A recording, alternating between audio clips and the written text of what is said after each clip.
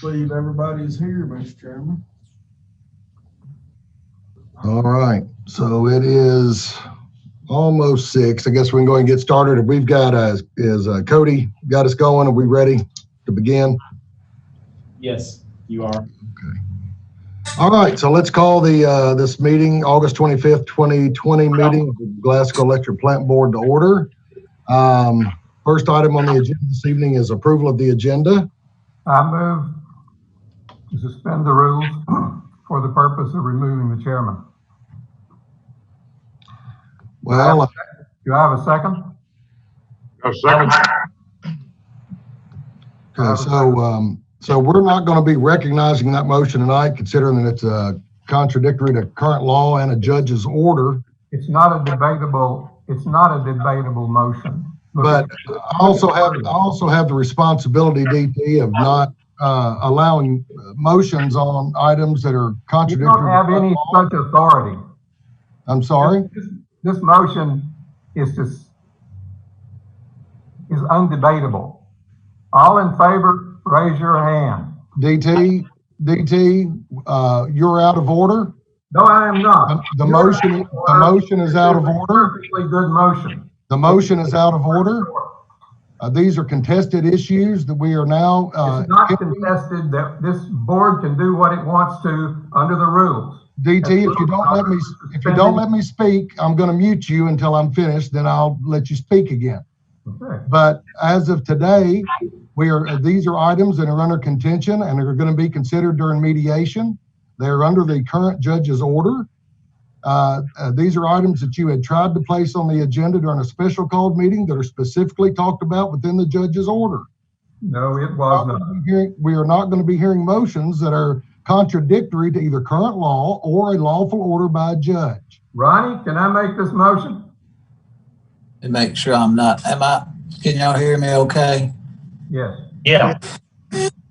All right. Yeah, I've talked to both, as I indicated in my email to both of you, I say both of you, I talked to TAG and also I talked to DT about it.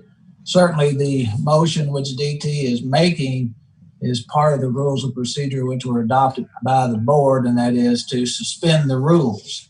I do think it's a proper motion. TAG and I did discuss the judge's ruling, and in looking at that ruling, he's talking about not having special meetings. I know in a footnote, I noticed that he talks about changes in policies and procedures. I'm not sure exactly what he's talking about with that. The statute, what I'm more concerned about with is the statute, of course, not to violate the judge's order, but the statute which says the board decides its own policies and procedures. And the main thing I'm concerned about is you act by a majority. And, they're not DT's motion. I don't know what the majority is going to do. I suspect what they're going to do. And I think the motion is proper to be able to suspend the rules. And then, of course, once the rules are suspended, and I think that has to be seconded, and then there is no debate according to the rules of procedure that was adopted and then voted on. Whether what's taken up after you suspend the rules then you decide that point. But I do think the motion to suspend the rules would be proper.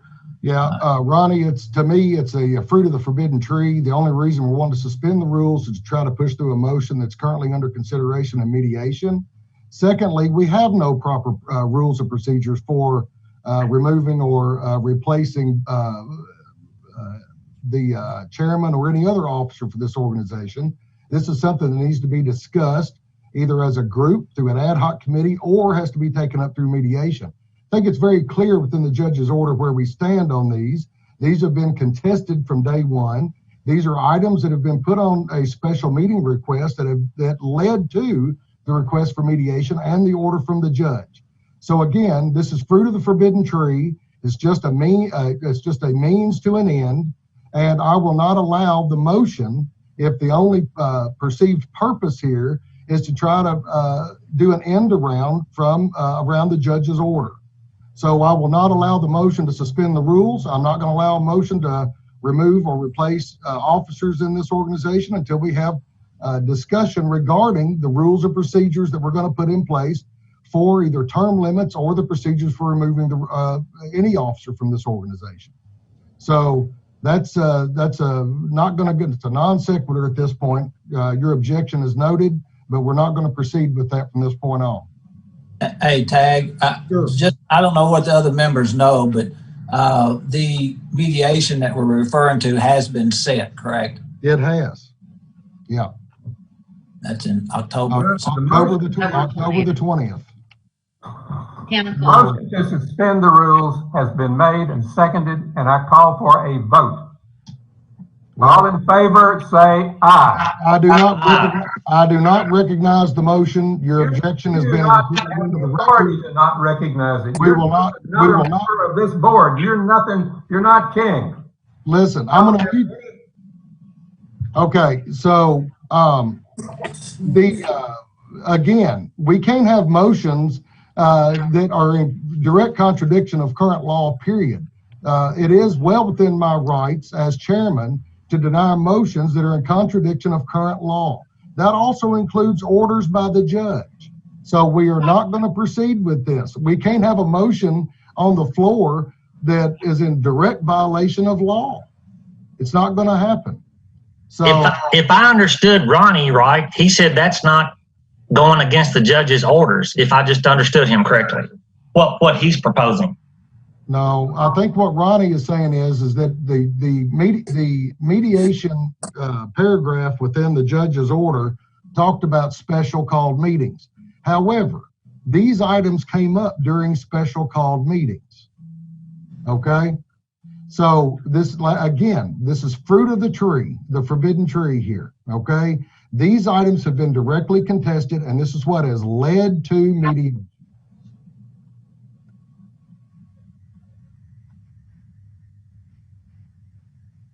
Did you get cut off, Tag? No, I was just having DT unmute himself. He was interrupting me, so I muted him so I could speak. Oh, okay. I just heard a click. I wasn't sure. Then you stopped, so I didn't know what that. So DT, you're muted. You want to go ahead and unmute, you can.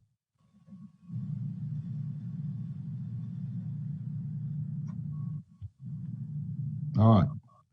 So on to the original item. We want to approve the agenda. If you all want to pull the same shenanigans that you've been doing now for several weeks, if you don't get your way, then I guess we won't talk about, won't have an agenda and won't have a meeting. However, we are under a judge's order also to make sure that we have counsel in place for the EPB then within 60 days of the judge's order. So we also need to consider that, make sure that we're in compliance with the judge's order. So one thing I was going to say, I will vote to approve this agenda tonight. The rest of you can do what you want to, but if these items aren't allowed on the next regular scheduled meeting, then I will not vote to approve the next agenda, but I will vote to approve it tonight because I think we need to have this meeting. Well, again, Glenn, these things are set for mediation on the 20th, and it's very clear in the order. And Ronnie, you can look at this too.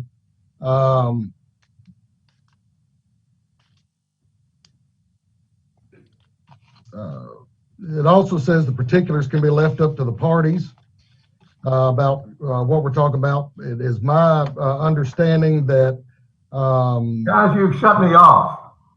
yes, I told you I was going to if you kept interrupting me, and then I asked you to unmute yourself. And when I went off, the meeting stopped.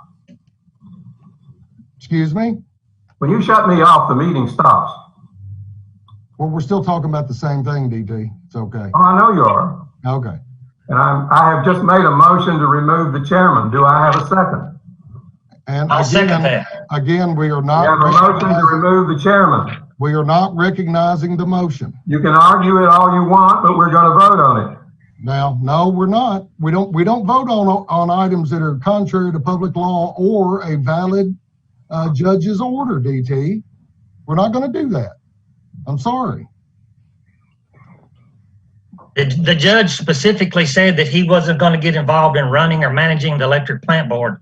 That's you know. Yeah, and that's why we've been put into mediation to discuss these items. Let's give it a chance. Okay? Let's give it a chance. What is wrong with discussing things in a closed session mediation platform when we're dealing with the removal of not only officers, but also the superintendent? Let's have this discussion. We're not talking, For the love of God, that is. What are we afraid of? There is a motion on the floor to remove the chairman.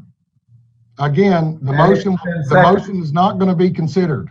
I would second it. Calling for the vote here in a second. Yeah, we will not. I will not call for a vote. The motion is not. Get the call for a vote. The rules have been suspended. You're not in charge of operating this board. Okay. Well, At this point, I'm ready to make a motion to adjourn because this is going to be a joke all night. So it's embarrassing to sit here and listen to who's going to wear the crown. So if that's all you're going to do is sit there and argue, then I make a motion that we adjourn. There is a vote on the floor. There is a motion on the floor to remove the chairman. It has been seconded. All in favor say aye. we are not recognizing the motion. I'm sorry. We will not. You are not chairman anymore. That vote will not be entered into the record. You are not chairman. You're out of order. You're out of order, DT. No, I'm not. You're out of order. You're not chairman anymore. DT, I'm going to mute you again. You're out of order. This is the law. It's 96770, quorum of the board. A majority of the board shall constitute a quorum, and the board shall act by a vote of a majority present at any meeting attended by a quorum. We are a quorum. We have just voted you out. But you cannot vote on things that are contrary to public law. Or no, you can't. That are contrary to public law or to a lawful order from a judge. We are under a lawful. There is no lawful order from a judge existing. We have been ordered to stay special meetings. That's the only order we have against us. No, we've also been ordered into mediation to discuss the exact thing that you're talking about right now. Okay. Ronnie, have these first two votes been proper? Well, I couldn't really tell what was voted on when everybody started talking back and forth, but the motion to suspend the rules, as I said, takes a second, no debate, majority vote. So that would suspend the rules. Then you got to address whatever it is you want to address. So I'm not sure. A motion was made to remove the chairman, and it was seconded. A motion was made to suspend the rules. Then you made a motion. A motion was made to remove the chairman, and that motion was seconded. Is that right? We didn't even have a vote on suspending the rules. So the motion to remove the chairman is not recognized. You cannot recognize it if you want. The rules are again. There are no politics. Authority here. DT, if all you're going to do is just cause trouble, you're going to be out of order. I'm going to ask you to leave the meeting. Tag, I would say. If I leave the meeting is over. You can't cut people off. We're not going to get anything done anyway, so. No, it's not, DT. Not if you're out of order. We can't continue to have a meeting with you continually interrupting and trying to push your personal agenda. Did I have a second on removing the chairman? Yeah, I seconded it. All right. Did I we call for a vote on that. No, we did not. We didn't even vote on suspending the rules. We voted, I just made a motion to remove the chairman, and it was seconded. Well, once again, there was no vote on suspending the rules. Yes, there was. You might want to get to that part first. But anyway, as I said, back to you, Mr. Chairman. You're the one in control of the meeting. I would say DT asked for a vote. Now, I don't know. I couldn't tell whether I could hear votes, but I don't know if there's a. All right, let's verify the vote. There's not a yay and nay. Let's And verify once the again, vote. Mr. Chairman, you are in control of the meeting. So, No, he's not. yeah, yes. He's made himself king. Tag, I was speaking to you. Oh, I'm just trying to be the only one here that's trying to be in compliance. Okay, listen. These things matter. Laws matter. Rulings Prevents the majority of this board from removing the chairman. Lawful rulings from a judge matter. Okay, we're not going to have a kangaroo court here. There's nothing that Alexander has done to prohibit voting. No, but he has told us in his order to take up these contentious items in mediation. He has ordered mediation for these items. You were trying to do an end around the judge's order. I don't recall anything in those orders saying that we couldn't remove the chairman of this board. Well, what precipitated the mediation order to start with was your special called meeting with 3 agenda items. You're just making up words, Tag. No, I'm not. You had 3 items on your special called meeting agenda that he put a stay on. Okay, that is what led to the mediation. Valid because the fact that you wanted to elect new officers, remove the officers, and place policies and procedures in place for the election of new officers. I agree with the third one. I think there needs to be some study, some discussion. I would entertain an ad hoc committee made up of somebody like Glenn or Libby that wants to go and look at out there and see what type of procedures are in place. You're just we making have up no words. rules. You We have no authority rules. to do this. The only reason you're wanting to remove The rules have been suspended, and we are voting and have voted on removing you as chairman. We The got only a reason- second on the floor, and we can call for a vote. the And only I'm reason calling for a vote. the only reason you're wanting to remove me as chairman because I'm the only thing standing between you and doing an end around the remainder of the issues that we have been ordered into mediation for. In run the only is reason. words, Tag. There's nothing in the law that says that in run is what it is. You're just making up words and procedures that are not there. This board is a majority, and the majority has the authority to remove and add a chairman. And there's Listen, nothing in that any That is absolutely true. That is absolutely true under normal circumstances, but we're not operating under normal circumstances. We've gone to court and had an What order is from the it? judge. What is it that changes the rules? A lawful judge's order. There is none. Hey, Tag, I would say for sure that regardless of who's chairman, that the issue which, is that as the judge described it, the elephant in the room, certainly that cannot be addressed before mediation takes place. And, obviously we all know that's the continued employment of the superintendent. So for sure, regardless of who's who's chairman, that issue cannot, in my opinion, cannot be addressed until this mediation takes place. Right. Yeah, there were several issues in there that we're contemplating in mediation, Ronnie. One of those was the big elephant in the room, of course. But what precipitated the mediation request to start with was the final request for a special called meeting. 3 items on that agenda. 2 of those items were removal and election of new chair. So those items fall under the same umbrella. This is what we've been ordered to talk about in mediation. And under my watch, we will not proceed with anything that goes contrary to a lawful judge's order or is contrary to public law. You're making up rules, Tag. Excuse me? I ask for a vote now on removal of the chairman. It is made and seconded. All in favor say aye. Aye.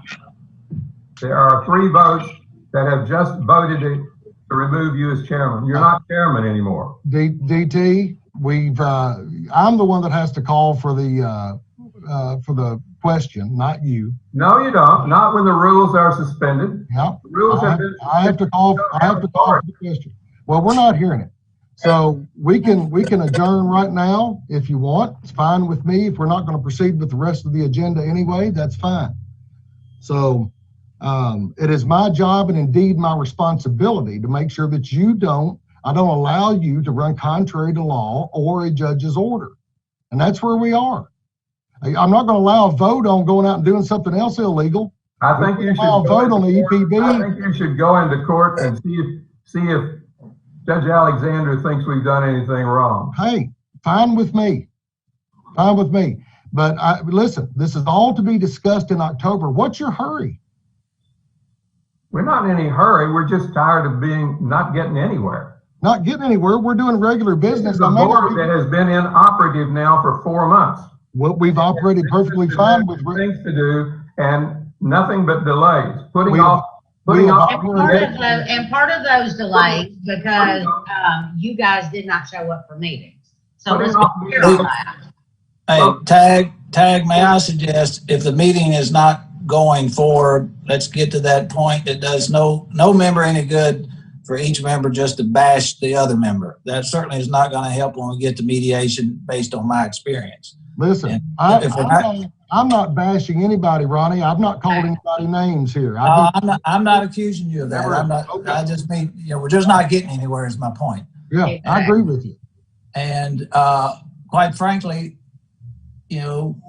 right now we're just entertaining some of the citizens of Glasgow, and that, which is sad to say, but I think that's some of what's happening. Now, I'm not talking about purposely entertaining, but that's what's happening for some of the citizens who are watching, and it's not accomplishing anything. So, Thank you, Ronnie. If we're not going to get anywhere, you guys aren't going to get anywhere, I just soon stop it ain't my decision, but y'all's decision. My recommendation is, don't keep doing it. Amen. So Ron, is it your opinion that we're gonna have to wait for mediation before we can carry on? Well, it looks like that's going to be the case. I don't think the judge did not specifically. He talked about specifically saying no special meetings. He did not specifically say don't talk about regular business or he did mention his footnote about some of the special meetings that were called. Yeah, is this regular business to you, Ronnie? Pursuant to statute, it would be. I mean, it's something the board's supposed to take up. Obviously, it's been brought up before and no action was taken. So I think establishing a policy and procedure is regular business of the board because the statute tells you to do it. In the end, I don't know how you get past the chairmanship, but I think that is regular business of the board only by the statutes. Why I say that. Removal of the chairman is considered regular business of this board? Not removal, establishing policies and procedures. I'm referring to his original that what he was trying to get on the agenda. I'm all for establishing policies and procedures for the election and removal of officers and term limits, etc. But we're not going to just willy-nilly push this thing through when it's obviously directly contradictory to the judge's ruling and the intent of sending us to mediation. Now, I'm all about having a discussion about what those policies and procedures are, but currently we don't have any. We're not going to make these up on the fly because one member wishes to use this as a means. No, you seem to think that I'm the only one here who wants this. We have a majority of this board that wants a new chairman, and you're exactly I think it's very clear out of the position of chairman, but you're exercising it as though you still do. I think it's very clear what the majority of this board has wanted with all items that's been pushed into mediation. Okay, that's very clear. That's why we're going to mediation. DT. Mediation has nothing to do with the removal of the chairman of this board. It has. That's part of it.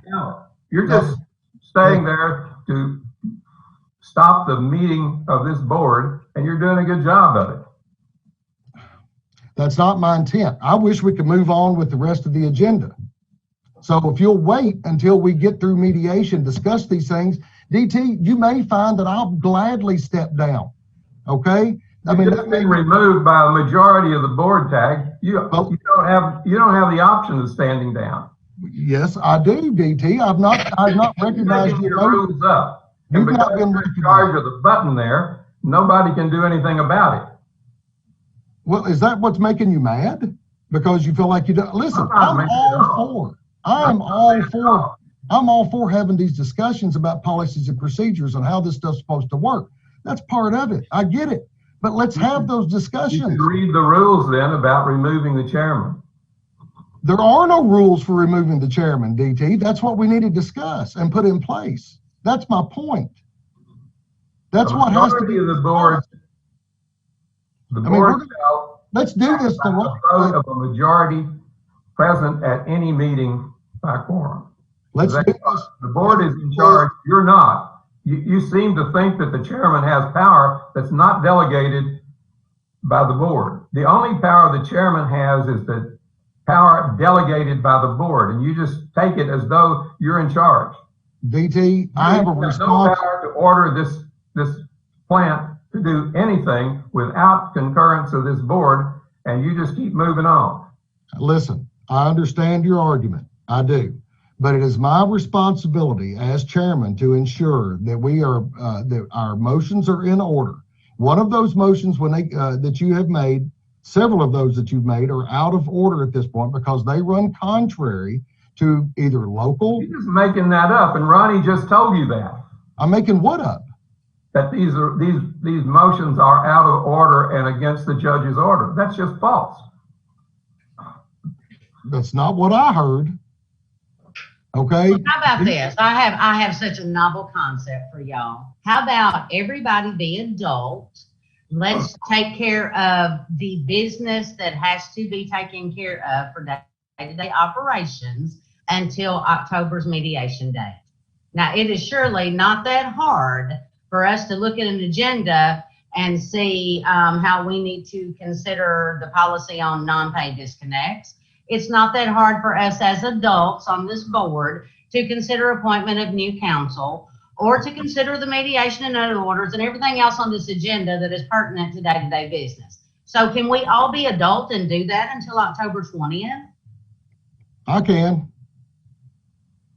October, that's a month and a half. I don't care how long it is. Right. Until the mediation date is set. I simply ask if everybody could be adult and take care of the day-to-day business that needs to be taken care of for the EPB to run. I don't think that is too much to ask anybody.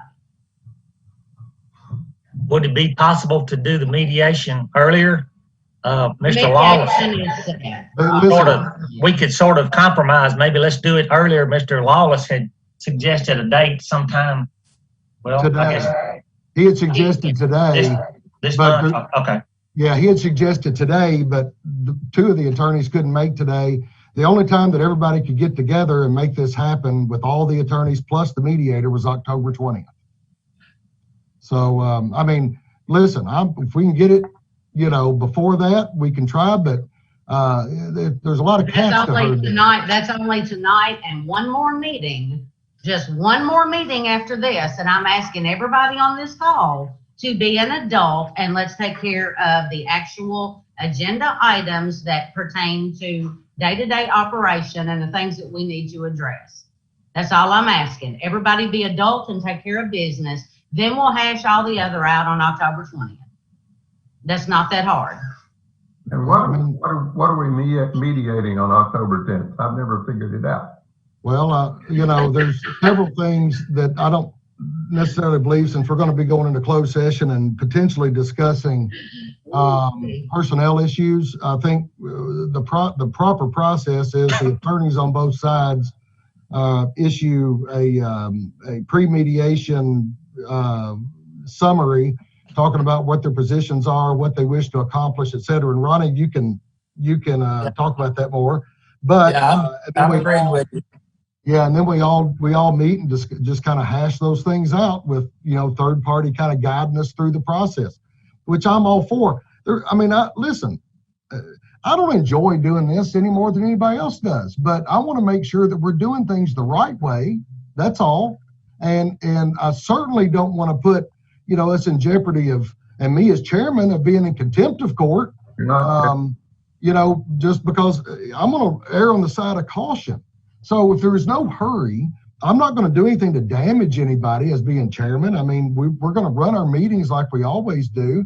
If you all feel like after the mediation that you don't want me as chairman anymore, that's fine.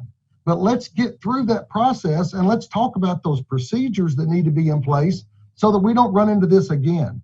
Let's just don't rush through it and push it through just because we, feel like we've got to get something done today. It doesn't have to be done today. Be honest with you, I don't even like this position, okay? I don't like being in this position with everybody. I just want to get along. But the only way that I know to get there is to have a third party ensuring that we can all get along. Well, apparently we're going to have a third party because I've been on the board for well over a year now, and not one time, not once, has 5 people sat down and actually tried to discuss the differences or hash anything out. Not one time has all 5 of us sat around the table and tried to talk. And that's being. I mean, things might get accomplished if everybody did that. I mean, that's, in my experience, I found that communication is key. So Yeah. all I'm asking y'all to do once again is get through tonight, one more meeting after this, as adults, take care of the business that needs to be taken care of. So is that a yes or a no from you gentlemen? That's a yes for me. There's no motions. I mean, y'all need to get back to. I was not making a motion. I'm asking them individually if everybody can act like adults and conduct the business that needs to be done tonight and into the September meeting until we get to the mediation. That was all. It was not a motion. I mean, I'm prepared to vote on the approval of the agenda tonight. All right.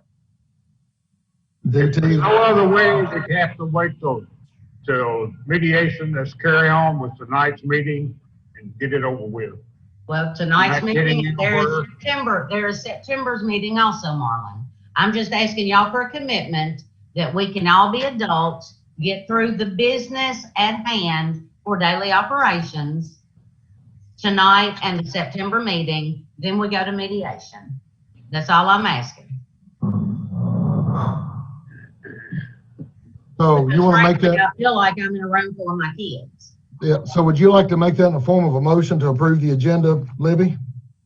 I make a motion that we approve the agenda as written. Can we entertain a second? I'll second it. All those in favor of approving the current agenda as presented signify by saying aye. Aye. Okay. Thank you all. Thank you, gentlemen. I promise you all, listen to me. I'm going to go into this mediation with the intent on trying to work through the issues. I promise you. Okay. I just want to do it the right way. Let's just get it done the right way. That's all.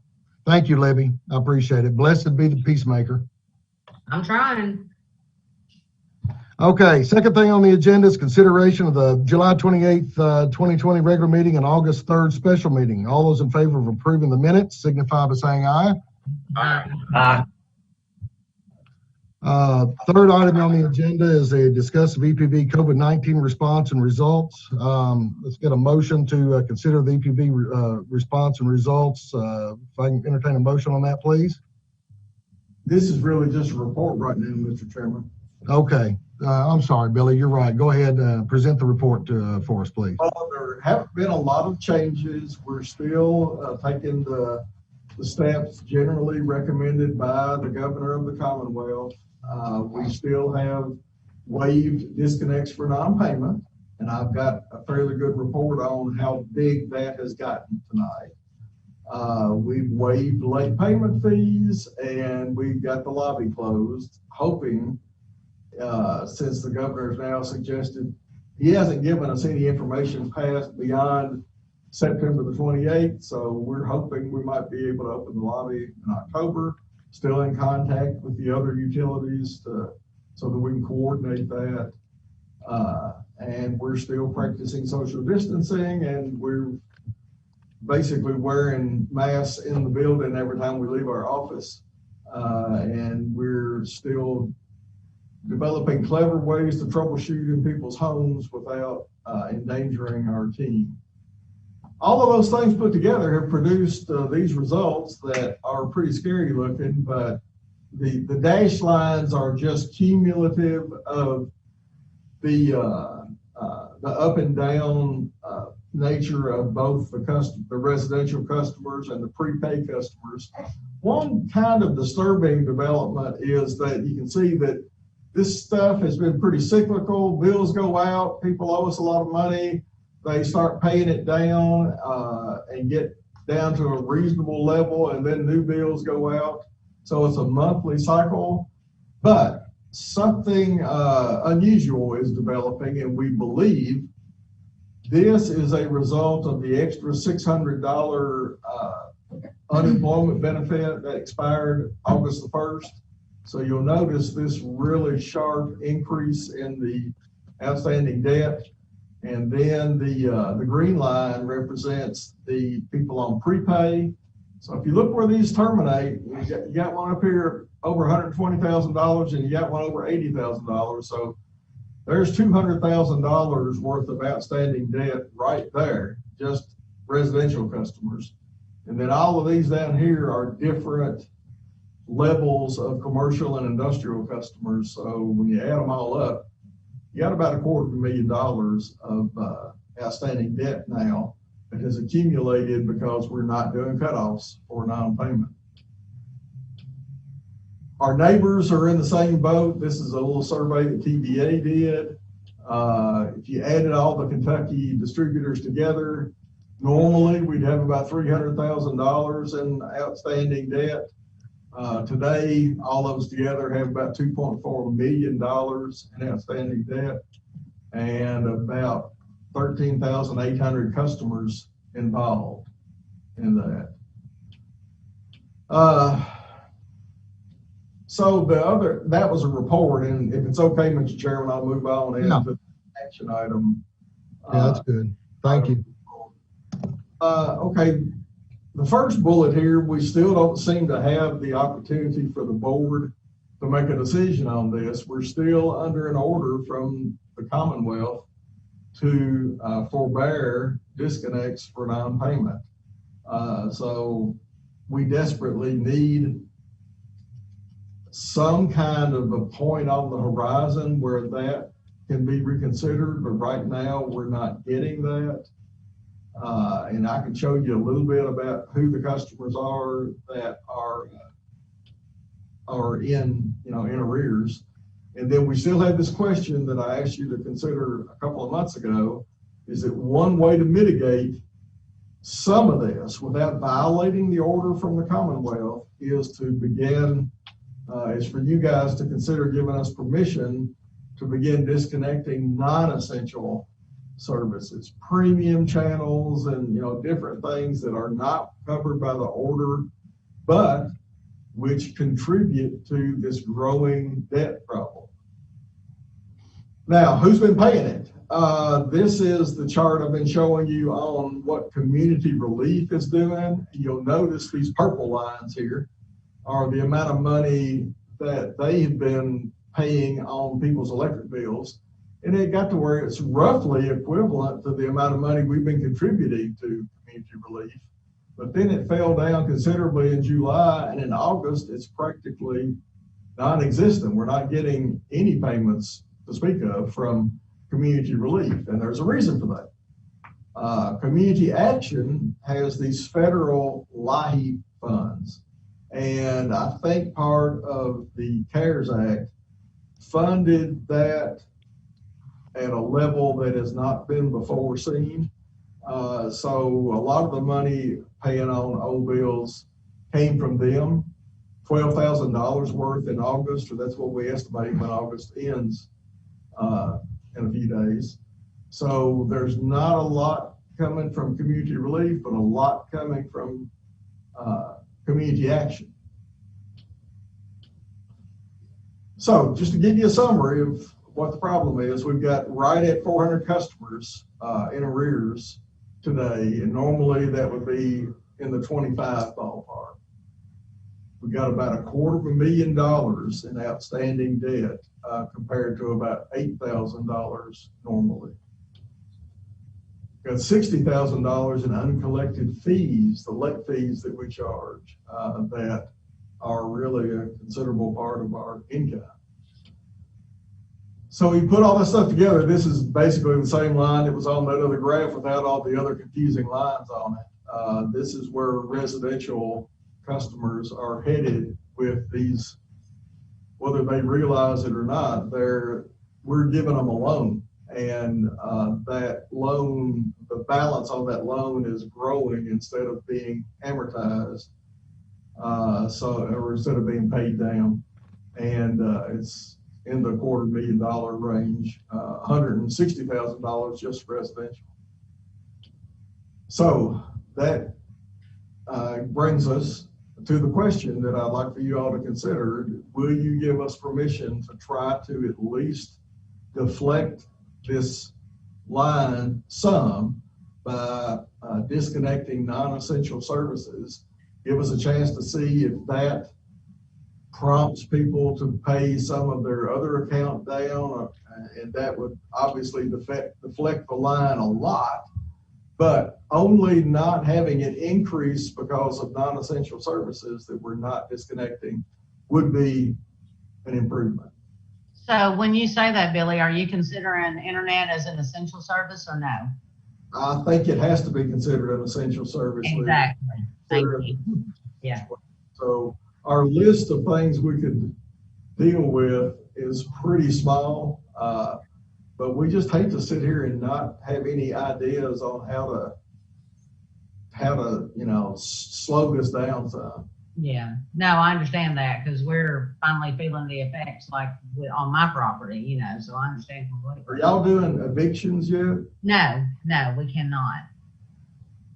So we had to be very creative in our past few accounts. So we had to get really creative. So, Billy, can I ask a question here? How much of this, the arrearage is related to non-essential services right now out of this 200,000 or so? It's pretty small, Mr. Chairman. I mean, we don't have an extensive list other than premium channels and maybe upgraded speed, and we have to talk about that. Is 100 megabit per second internet connection essential, or is just 50 essential? We, among the team, we need to kick that around some. It may be that whatever speed they've chosen is what they need to satisfy all of the devices that are presently being used in the home. So, And then late fees are going to continue to accrue, is that correct? If that's what you all decide, I mean, we would like to start, we're accruing them. Okay. Yeah, you threw me a curve there. We're not accruing them at all, although if you all give us permission to do so, that's just going to increase this, the slope of this line, but rightfully, those are debts that should be, or that's capital that should be included in these loans. In effect, we're making these loans. Well, effectively, it's an interest-free loan if there are no late fees accruing, right? So, Tag, that's something I'd want to be sure you check into, as far as, I guess, quote, penalizing the ones that can't pay truly, by charging a late fee when the governor's got his orders in place. You can't terminate them for that, but, whether you can add an additional burden upon them, that may be questionable.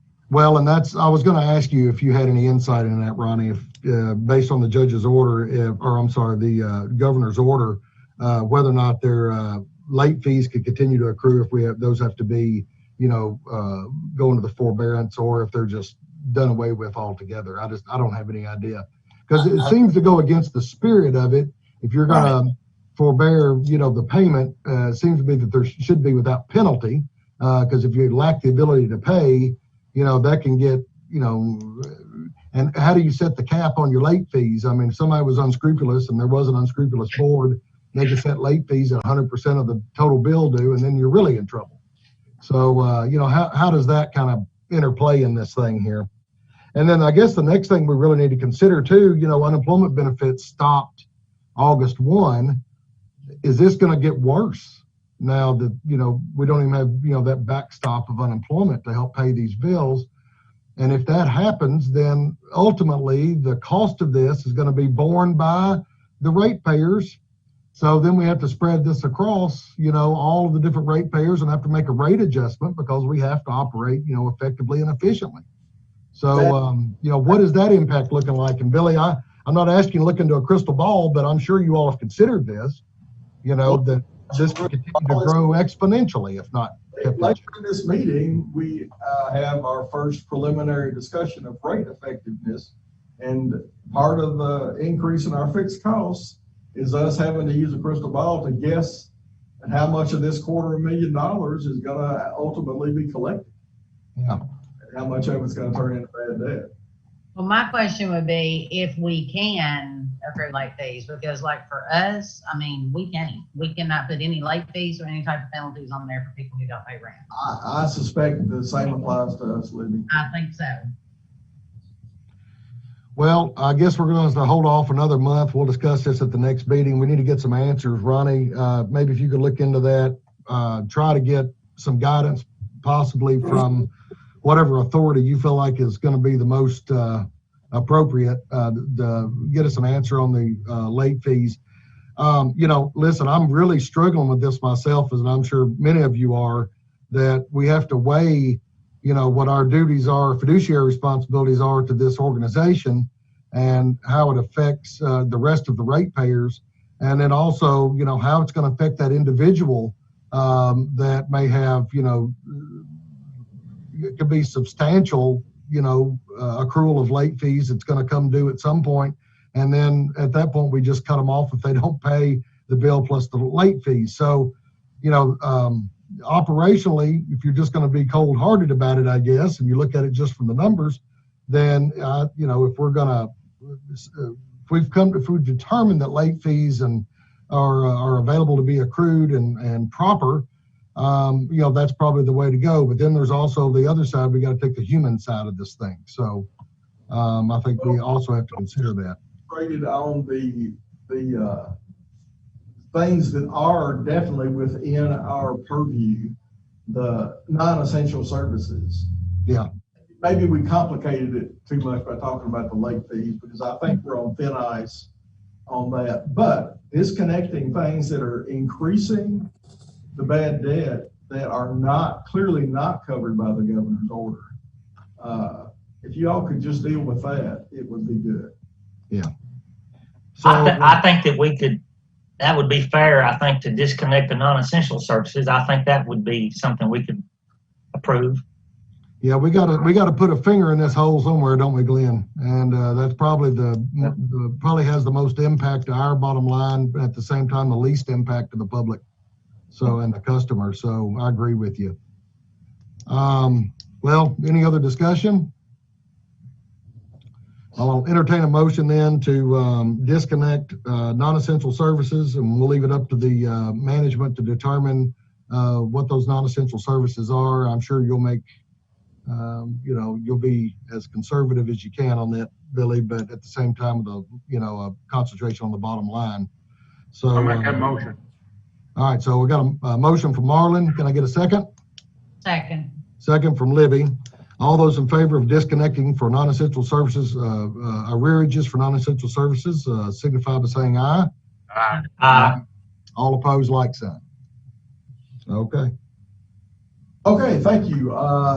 This is a quick little graph. In fact, I may have it in here twice, but the red lines represent our kilowatt hour sales each month during 2020.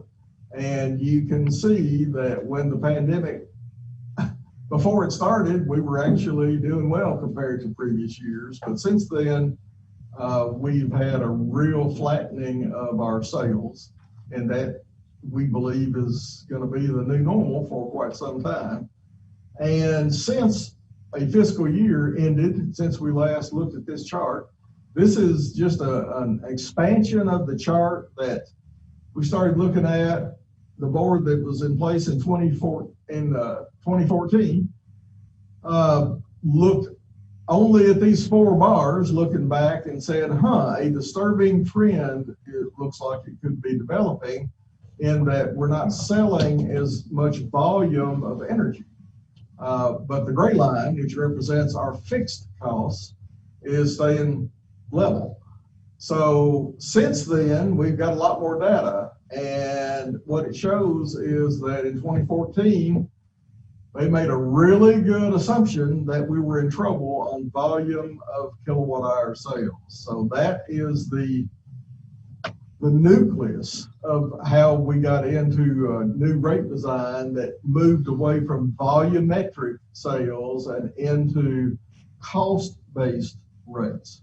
And that reasoning is just showing to have been good when that took place back in 6 years ago. So the last thing I show you is kind of I'll throw all this stuff together, projection on where we're going to be a year from now as far as our fiscal health goes. Right now, we're guessing that perhaps the state will give us a chance to end forbearance on October the 1st. We're guessing that the board will want to give these people at least 6 months or some amount of time roughly equal to the time that they accrued these balances to pay them back. We're guessing that those bad kilowatt hour sales numbers are going to continue through 2020. They already did. And through most of fiscal year 2021. Of course, LSC is already closed. We've done fairly well, we hope, with the bankruptcy court. We think our loss there may be down to $10,000, $11,000. We have delayed cable rate increases until January the 1st, or that we're going to delay recommending them to you. I've got a presentation here for you to look at tonight and each of the next several meetings to look at our study of the effectiveness of our retail electric rates. And of course, this is a list of staff assumptions. So we're assuming that you're going to take action according to our recommendations to alter our rates on January 1 to allow us to continue to collect our fixed costs properly. And that we'll continue to use a portion of the wholesale credit to offset the LSC loss until when and if we get a new customer in there to take up that gauntlet. So here's, using all those assumptions, we come up with this chart, which I'm updating every month, and all of these things below the zero axis are costs, and all the stuff above is new revenue. So when you add all this stuff together of where we think we're going to be, our unencumbered fund balance looks like it's going to recover within a year back to pre-pandemic levels. So we've been able to manage our way around all this mess, and we had the right rate structure in place to allow us to do so. Okay, so that's all I have. Next item, Mr. Chairman, is in response to the order from the court giving us 60 days to appoint a replacement for Colin Moore, who the board decided to dismiss. Hey, Tag, I do want to add something to Billy Ray's comments. Just I'm looking at the executive order since COVID started, and Libby probably already knows this, that there was the last order on August 25th specifically prohibited landlords from charging late fees and interest. So, I don't know that that's, I'll just look through these orders and see if that's specifically included, but in the governor did have a specific provision about late fees for landlords. So it may not be something he's just thought about for utility companies yet, but I'll make sure it's not thrown in somewhere else. Right. Well, I mean, you would certainly think that, food, water, shelter, or those items would be considered, subject to no late fees, just like that. But who knows? I mean, if you could get back with us, if you find something this meeting, that'd be great. If you get back with us the next meeting, Okay. That'd probably help us at least make a decision. I'll keep looking. So we've got on to number 5, consider appointment of new EPB counsel for litigation. I think, this is something, we've got some time. I think the order was, judge's order was put out on August the 7th, 60 days from that date, puts us in, sometime in October. But, in my opinion, there's 4 parties to the mediation. There is one side of the board, the other side of the board, and then you've got Billy Ray, and then the 4th one, which we seem, and I'm as guilty of it as anybody, we seem to forget, is the EPB itself. We've all taken an oath, and we've sworn to, protect and to serve, this entity in which we both serve on the board. And it seems that we have left the EPB out of any of these discussions regarding the entity EPB itself's interest in mediation. So I feel like, the sooner the better. We can get counsel to represent the EPB, whoever we can all decide on. to represent the interest of the EPB itself, and not the board of the EPB, but the actual entity of the EPB, to make sure that their interests are protected. So, and which includes the ratepayers and the customers of the EPB and the citizens of this community. So I think we need to get somebody in place to represent their interests.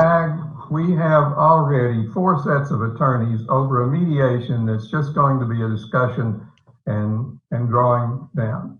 I think our board attorney, Ron Hampton, can manage the mediation from the perspective of the board and represent the board better than anybody else. Adding another group of attorneys in this thing is just going to complicate and increase the cost. This cost is already going to be high, and adding more to it is just going to be a complete waste of time. And I think, sorry. That's okay. That's okay, Ronnie. I think that Ron can handle the mediation as well as anybody, and everybody thinks he can, and he has been allowed by Judge Alexander to do it, and I think that's what we should do.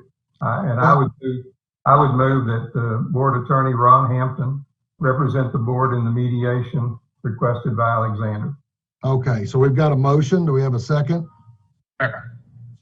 Okay, so we've got a motion and a second. A couple items of discussion. Ronnie and I spoke about this last week, and Ronnie, I think you can correct me if I'm wrong, but I believe the discussion we had both decided, and I think you had decided it could potentially be a conflict of interest for you. Is that right? Well, I don't know that I don't necessarily think there's a conflict of interest. I think, when the board, as each position of the board uses this mediator to try to express their positions and hopefully come to some compromise on those positions, still the board itself is going to have to vote to accept whatever it is that they've done through that mediation. So it's ultimately it's the board that's making the decision, really kind of representing that's what they all agree by majority is the best interest to move forward. I think you're in the best position to present it to the board and get it voted on and make decisions. I consider myself as representing the board, and the board votes. That's right.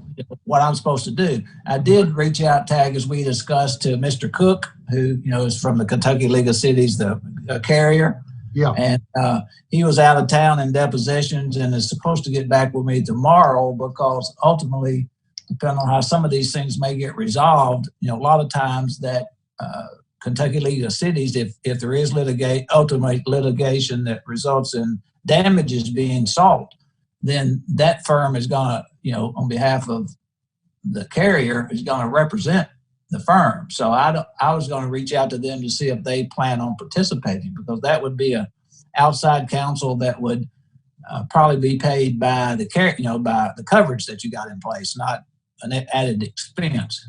Right.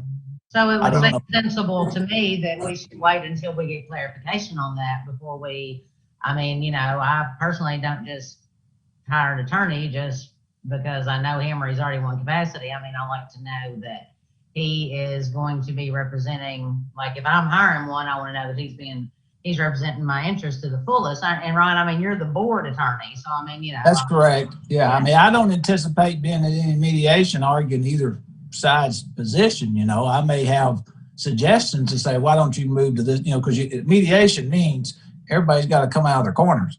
Right. It's not going to work. And I may have just suggestions, listening to the mediator or somebody else that would try to encourage that move, from all positions. But I just don't ultimately the board's got to decide it. Yeah, I just don't see how you can do that and simultaneously advocate for one of the parties to the mediation, which is the actual utility itself. No, I would not be advocating. Well, I would be advocating that the board reaches a consensus somewhere and gets to know where to move forward. That's my goal. Right. Not whether you're chairman or DT chairman or Libby chairman. I don't anticipate having much to say about any of that stuff. Yeah. It's once the board decides this is the way we've all agreed to move forward, then then other issues are going to have to get addressed on how you do that. The board's going to have to all agree on. Yeah. I don't know that the board itself is against anybody, because the board's got to act by majority. you know, My point is, if you're waiting for clarification from KLC, I don't think that we need to vote on something until you have that clarification and we know exactly where we stand. That's my. yeah, I'm hoping, my goal is to hope that the attorney for the carrier, you know, participates because, you know, they could have some exposure with all the mediation issues that are coming up. There's a motion on the floor. I call the question. Question's been called. Can you repeat? Can you repeat the question on what we're voting on? Sure. Yeah. Make sure we. I move that the board attorney, Ron Hampton, represent the board in the mediation requested by Judge Alexander. Oh, now that's not the what's on the agenda. The agenda is that consider appointment of new EPB counsel for litigation, not representing the board during mediation. We have to remember this, and this is something hard for me to get my mind wrapped around too, is that although there is only 3 groups that are speaking during mediation. Okay, who is this? Who's representing and who's representing who, Tag? There's actually 4 parties to mediation, and that can be harmed in mediation. All of them have attorneys at this point. All but the EPB. The EPB itself. The board does. The board has it. Who but is the EPB? I'm sorry? Who is EPB? Well, the citizens of this community and the ratepayers are the EPB. You're not talking about anything. You're talking about Billy Ray. You're talking about the board. Those are the entities that are operating this thing and are in contention. Who else is in contention? I agree. However, okay, look at it this way. You got a divorce and you got a husband and a wife that are wanting to get divorced. They're the ones that go into proceedings, but there's also a third party if they have children that can also be affected, and that's the children. And then the judge will appoint an ad litem attorney to protect their interest. And it's the same concept here. Who's going to direct these attorneys? Well, who's in charge of directing them? Listen, they're going to be there just to protect No, you're just interest of the position. Attorneys go in to advocate. Oh, Lord. Listen, only thing I don't want to do is leave the EPB entity, the utility itself, not this board, but the utility itself. I don't want to leave them without proper counsel and representation, just to ensure that we have protected this utilities and the ratepayers' interest in this. Who is going to direct this group of attorneys to do something? Well, DT, there is nobody but the board and Billy Ray. And we will sign an engagement letter with these attorneys that spell out exactly what their roles are and what they're supposed to do. Now, at that point, they can interject or can talk.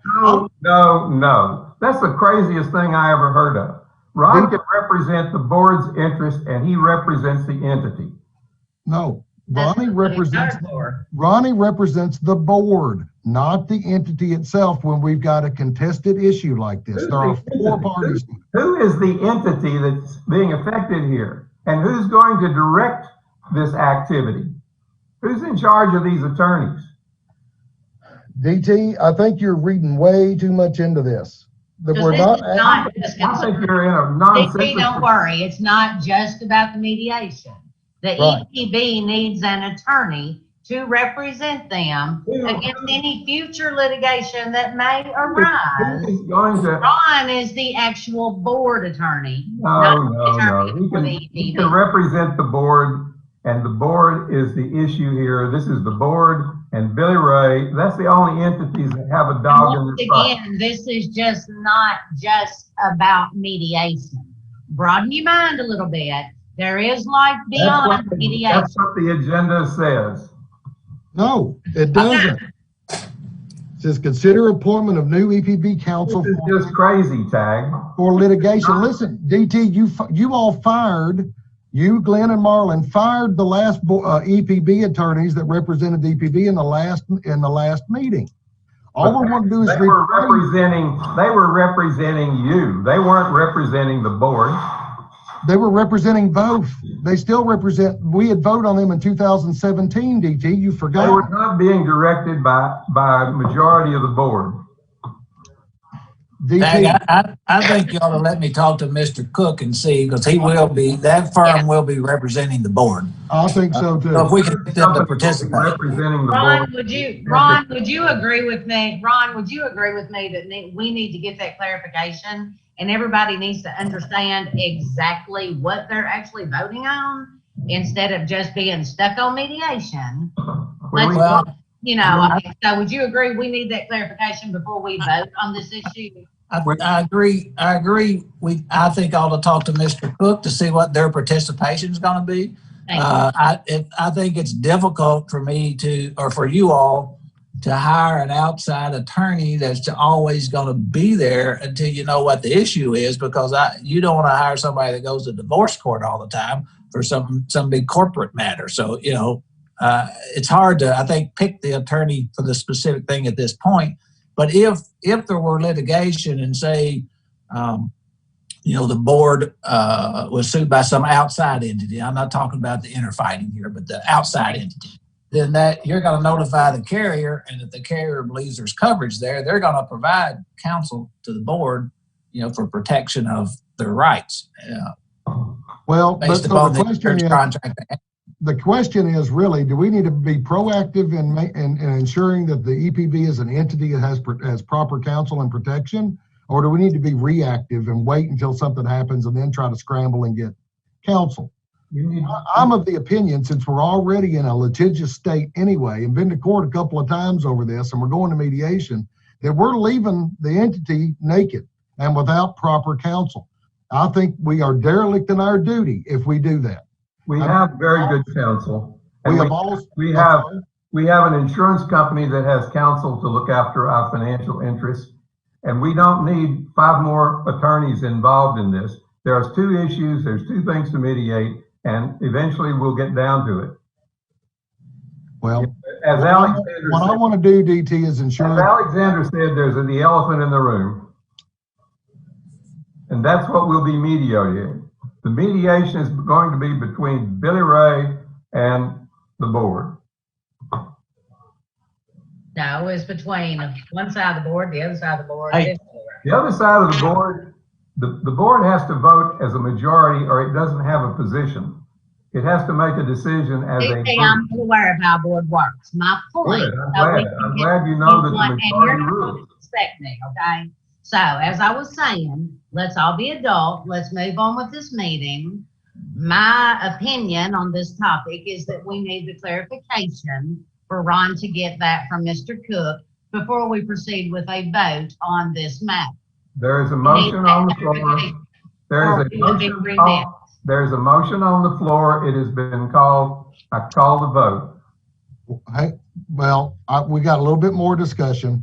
Exactly. I want to make sure, Ronnie, are you comfortable feeling like you can represent both the board and the entity of the EPB in case there are issues that may arise? Well, I don't think I'm a little confused too as far as this entity, the EPB, because the board's not going to get into litigation with itself. As far as, the board wanting to do something and somebody on behalf of the entity, who I don't know who is. We've already been in litigation with ourselves. I know, yeah, but you're not come together as the board yet. Once you finally come together, hopefully as the board, and you make a decision for the EPB, by statute, you guys run the EPB. And the entity which is a non-person, is not going to file suit against the board because they made some decision they don't like. Listen, let's take this all the way through if we want to. Okay, let's say that DT doesn't like something that I've done, which I know is going to be a big surprise to everybody. But let's just assume that DT doesn't like something I've done, and we end up in court over something that I've done. That's between you and me and whatever, Tag. That's no. Listen. And let's say that there was a third party that enjoined to the case, and there are monetary damages that are potentially there that could have been avoided at some prior date before we ever even got to that point. Now, at that point, Ronnie, you're going to be left with, you got 2 board members that are now causing problems that ultimately the EPB is going to have to pay for. Correct. Okay? So are you comfortable being between me and DT, representing the EPB and being the board attorney? I don't think you would be. I wouldn't be. But I think that's really the question, is whether or not you feel like you're ethically bound and able to be able to do something like this. And secondly, do you not feel like that's going to put you in a tenuous position when it comes to resolving the conflict or advocating for one particular side over the other to try to avoid monetary damages? I'm not in a position for advocating either side's position. I represent the board, and the board's going to act by majority, and I've got to represent whether I think they made the right decision or the wrong decision. That's my client's decision, and I'm going to have to advocate against whoever it is they got to advocate against. And it wouldn't be against one board member versus the other, because the board's not going to do anything if they vote, or shouldn't do anything if they vote, because that's the way they act, which is by majority. So if we get sued by a third party, somebody outside of the board, and there's monetary damages that are requested, are you going to feel comfortable representing the EPB itself in that litigation? Our insurance company does it. The carrier is going to do that. Okay. I believe the carrier would do that. So again, we need to have some conversation with the carrier's attorneys. Is that correct? The way you see it? Yeah, that's why I reached out to Mr. Cook to see if he disagrees. And of course, at some point when I find out something, I'll. My question is, based on the motion we have before us right now, is it even worth voting on until, and are you comfortable being in that position? I mean, if you're not comfortable and you're not willing to take that position, then we don't even need to vote on it. Lower tag. Seems like there's still a lot of confusion, so it would be helpful if we had that clarification. It's not going to take that long for Mr. Cook to get back to Ron. Nothing. Motion is on the floor. I'm speaking right now. Go ahead. So as I was saying, there needs to be some type of clarification, but it's not that hard. I mean, we just need to know exactly the ins and outs before we make a vote. Y'all use some common sense. I mean, it's not that hard. Well, and the question is moot if Ronnie doesn't feel comfortable being in that position. Well, I mean, the point I'm making is if he's waiting to hear back from Mr. Cook, that clarification from Mr. Cook would be helpful before any vote is taken. I mean, it's hard just to clarify what's being discussed. The vote is already here to be voted on. You aren't going to stand it down because you want to. No, listen, you're right, DT. We're just discussing this thing. I'm just trying to figure out if it's a moot point. Listen, attorneys, and Ronnie knows this better than I do, of course, but attorneys are bound ethically from making sure they don't have conflicts of interest and other things that may occur. I think he needs to vet this thing out all the way to make sure to determine, one clear, surefire way, Ronnie, something you and I had mentioned the other day. Maybe it's just worth a phone call for you to call the ethics hotline and see how they feel about you representing both the board and being the considered outside counsel for litigation. I have called the question. Which is, I know you have, DT. We're finishing up. Don't want to vote. Well, we're going to vote. You won't vote. We're going to vote. We will, DT. It's just if you would be patient enough. I mean, everything is not. I'm going to do something else, and I don't know what. But we need to get this resolved. Time to answer your question. Yeah, Ronnie. Go ahead. Yes, Ronnie. I do feel comfortable representing my client, which is the EPB. As I said, I take directions from the EPB, and that is the majority of the board. I don't see how the board, even though the board takes some action that maybe is contrary to the best interest of the EPB, I guess I don't know who would complain about it, but that's something that if I ever got in that position and felt like, well, I feel a conflict here, I'm going to notify the board immediately and had to figure out what to do from that point forward. So you're comfortable in that position with the question as it's on the agenda, number 5 on the agenda. You're comfortable in that and saying that you would be able to accept that position. You're comfortable saying that? Yes, because I'm representing the majority of you all. Consider appointment of EPB counsel for litigation. You're comfortable with that? And that's not representing the board, that's representing the EPB. Right. I just want to make sure before we vote that you're comfortable with that. Because I think there's a whole lot of confusion in the room right now. Well, I mean, what I think is I think as far as outside counsel being employed on some, standby permanent basis, I think you got to wait to that litigation. If you're talking about, I've been referring mainly to this mediation business because, you guys are going to have to come together somewhere and then vote as a board to accept whatever hopefully has been mediated, some resolution. And when you vote, that hopefully that will bring all of this to an end. So you're comfortable if somebody sues us for specific performance because they feel like we've violated an open meetings, laws or something. You're comfortable going into court and representing the EPB entity and defending them against any accusations that's non-monetary related. That's my client that would have violated which is the board is going to violate. The EPB's not violating open records. It's the EPB board if there's a violation. Right. You're right. And I would be representing the board, against what the majority decided to do.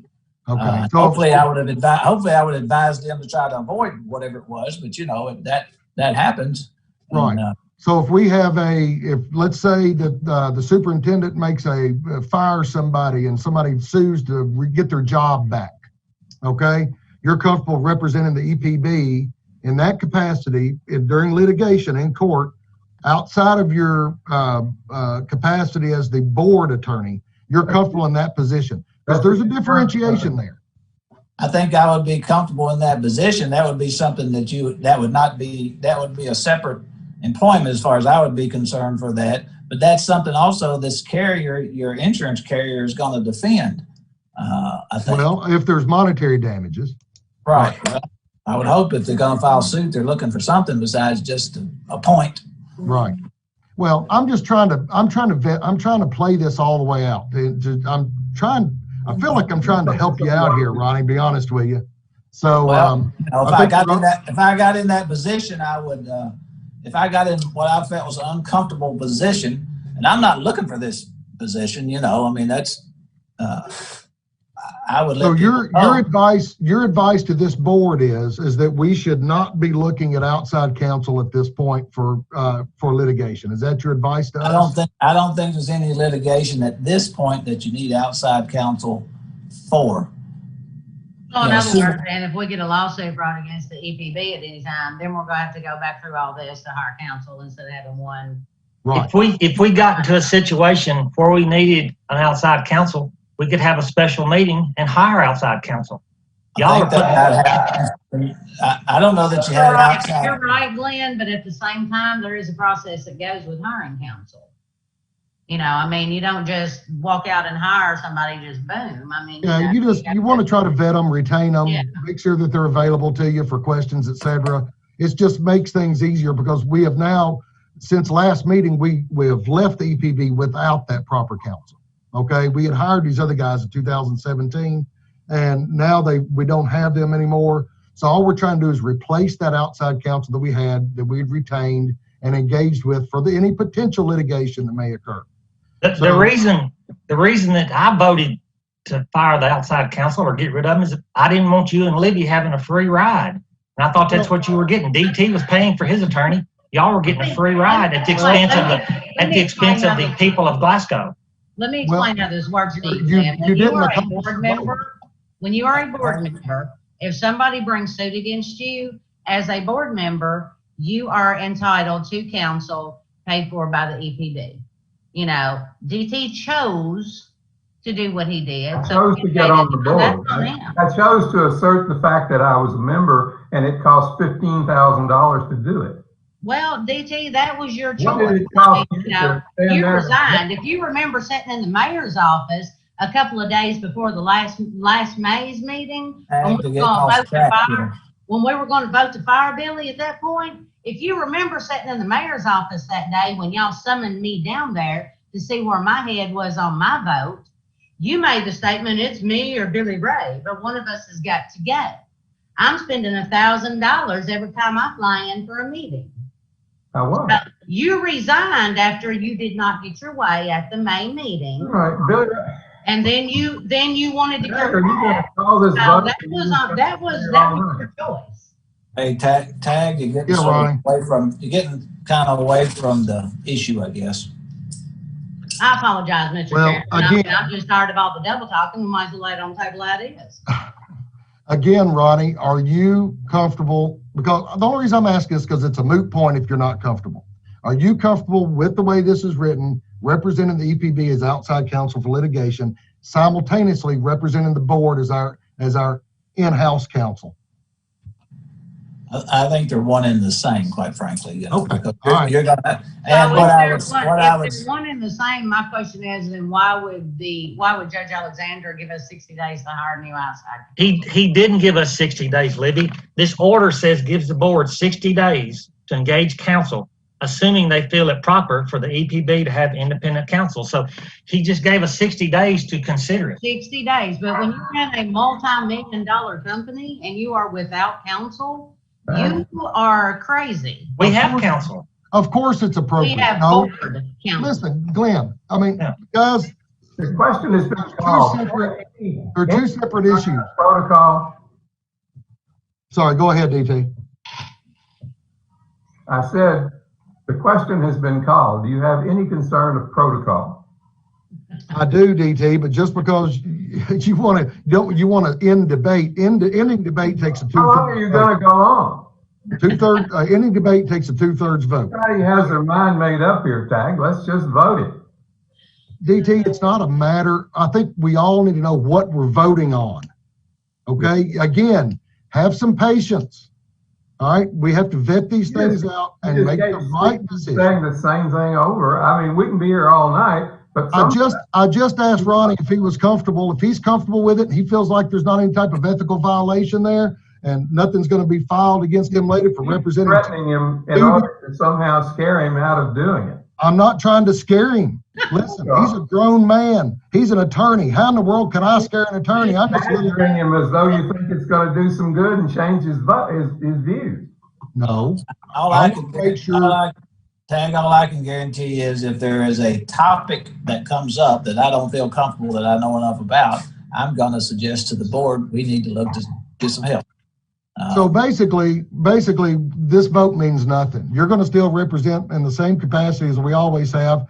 Anytime that we have any type of outside litigation, we're going to have to reach out and grab counsel anyway.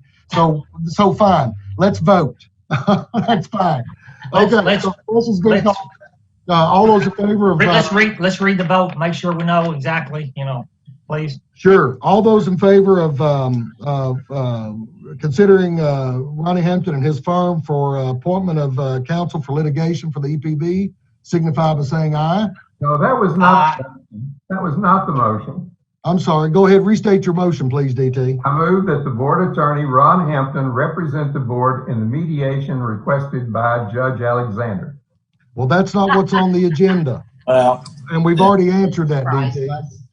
Ooh, this is so The priceless. item on the agenda is consider appointment of new EPB counsel for litigation, not mediation. This is not about the mediation, DT. Move past that. This is not about mediation. Tag, Yeah. I think in that motion, and I mean, it's going to be difficult to decide that you may need to hire somebody, but you don't know who to hire. There's been no discussion about who to hire. DT's motion was about the mediation, which certainly I feel comfortable about. And, I don't know how you're going to hire somebody if you don't have a list. Well, Exactly.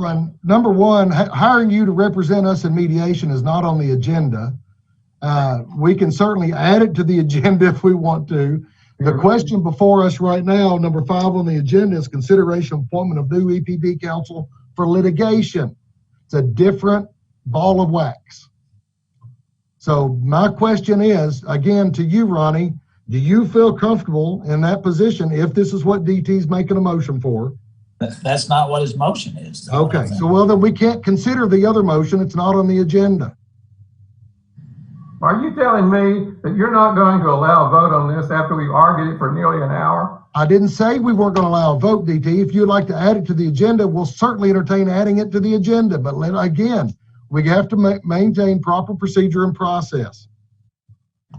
We want to avoid any type of litigation that we're talking about here. So let's make sure that we follow proper protocol and process. This is such idiocy. DT, you're out of order. Yeah, very. Don't be disrespectful. You're out of order, and if we have another outburst, I'll mute you again. So, is there we're again taking up. There's not been a motion yet, Tag, on your agenda item. Okay. So number 5, I'll consider, let's entertain a motion to consider appointment of new EPB counsel for litigation. Can I get a motion? And that's just generic, right? You don't have anybody. Don't have anybody in mind. We just want to discuss who we think may be best suited to fill that position. I make a motion that we do not appoint a new counsel to represent the board in litigation. Again, that's not on the agenda. It is. It says consider the appointment of, and I just made a motion that we don't do that. Tag, I mean, there's a motion, so you got to have a second, and then if he votes, I'm sure that'll be a no. So. Exactly. Do I get a second? No. No, there's another motion on the table right now, DT. What are we seconding now? You're talking about the first motion? Yes, sir. Yeah, consider appointment of new EPB counsel for litigation. We have a motion. Can I get a second? Hey, What are we doing? what has disappeared, so y'all need to pause until we get him back. Who's disappeared? Okay. Erlen. Well, good. That gives us a little break for a second. I'll be right back. What? Oh, Jesus Christ. This will take about till midnight. Who disappeared? Marlon. Marlon.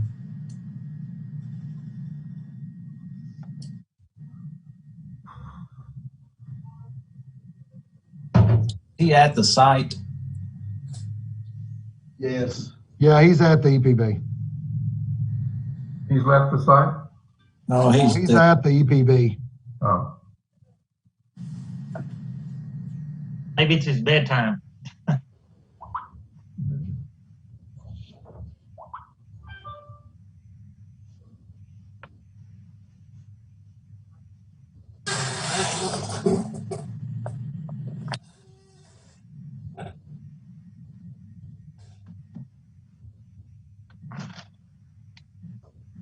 While he's missing, Tag, what motion is on the floor? Well, you can't really wait. You got to hold off. The meeting's got to be stopped for right now. And I won't. I'm not going to answer him. I'm just going to say, DT, if you check your email, you'll see the agenda. It's number 5 on the I agenda. have the agenda right here. Okay, it's number 5 on the agenda. Sorry. And it says consider.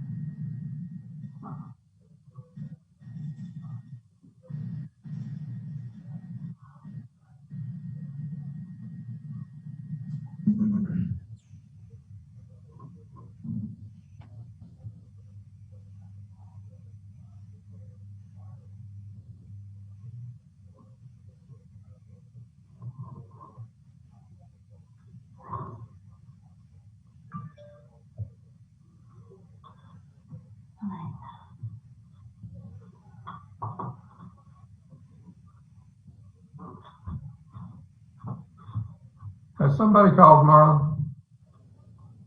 Yes, Josh went back there to try to figure out what's going on. We don't know if he left or what's.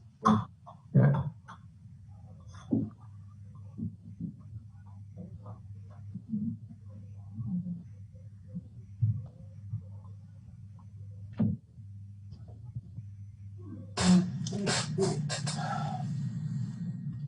Hey, Ronnie, be thinking about this. I know that if there's a technical problem, the meeting has to be paused. If he left, can we carry on? He's coming back in right now. Oh, okay, cool. There we go. That's a good question though, Billy, but hopefully we don't have to answer it. I think that would be true. If somebody leaves, that's not a break in the communication. Okay, I think we're all together again, although I don't see you on the screen. Oh, there you are, okay. Am I back? Okay. You are. Okay, so question right now is number 5 on the agenda, consider appointment of new EPB counsel for litigation. And I understand your point, DT, the word consider. I don't necessarily know that, I don't necessarily think that we have the ability to consider it, yes or no. I think, and of course, Glenn had I believe it was Glenn, had a point that the judge's order said that, you know, basically that it's kind of up to the board to determine if we, you know, I think, you know, considering the litigious nature of the right now, what's going on, I feel like we do. I've asked that Ron serve that function, and we will see. And so the question comes back to Ronnie. I'm sorry, go ahead. Attorney Ron Hampton represent the board in litigation. All right, Ronnie, are you comfortable with mediation? You mean mediation or litigation? No, litigation is what he just said.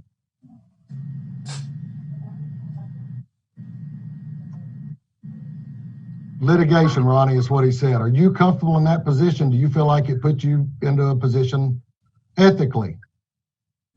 The last thing I want to do is put you in a position that you feel ethically, you know, compromised. And I don't know that the two positions are different at this point. At some point, could they be different? Yeah, and then I may have a conflict. But you know, from as far as the mediation standpoint, I don't see that they're different. You members are going to have to mediate your positions and come to some resolution of that, and then then you become the board, and the board moves forward. As long as you all stay in your positions, the board is not acting, and I don't have anybody to represent.